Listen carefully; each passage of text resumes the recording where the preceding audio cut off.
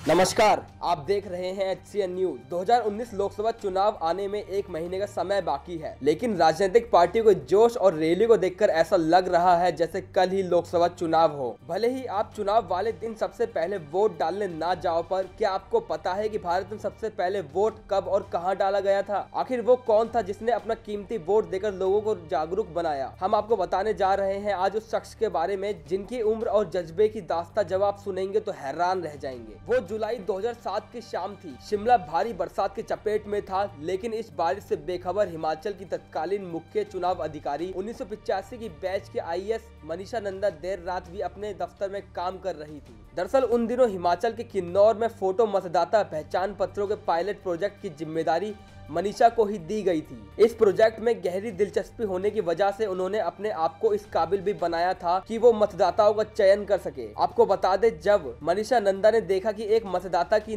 उम्र 90 साल से अधिक है तो उन्होंने उससे मिलने का फैसला भी किया। इस जानकारी ने मनीषा नंदा को एक ऐसी खोज में डाल दिया था जो आगे चलकर इतिहास बन गई है। जी हाँ, ये खोज थी देश के पहले वोटर श्याम शरण नेगी की, जिन्होंने पहली बार वोट डाला था। इस तरह 2007 के चुनाव में जब श्याम शरण नेगी मतदान करने निकले तो पूरी दुनिया को ये मालूम हो चुका था कि ये शख्स भारत का पहला मतदाता है। हिमाचल की मुख्य सचिव मनीषा नंदा बताती है कि ये काम इतना आसान नहीं था जितना कि लोग सोच रहे थे। 4 महीने की मेहनत के बाद ये तय हुआ कि श्याम शरण नेगी का दावा सही था। आखिरकार मनीषा नंदा की खोज को प्रमाण पत्र मिला और श्याम शरण नेगी को आधिकारिक तौर पर पूरे सबूतों के साथ देश का पहला वोटर मान लिया गया। हंसते हुए मनीषा नंदा आज भी बताती है कि ये करीब किसी सब्जेक्ट पर PhD करने जैसा ही था। देश के पहले वोटर से मिली जानकारी के मुताबिक पहला मतदान कई मायनों में हैरान करने वाला है। बिना कैंडिडेट, बैलेट पेपर, पार्टी और ना ही वोटर लिस्ट, पहले मतदान में कुछ ऐसा ही था। पहले मतदान में ऐसा कुछ नहीं था। कुछ लोग ऐसे भी थे जिनको लिखना नहीं आता था और कुछ लोगों ने इस मतदान को ये कहकर टाल दिया कि हमारे वोट डालने से कुछ नहीं होता।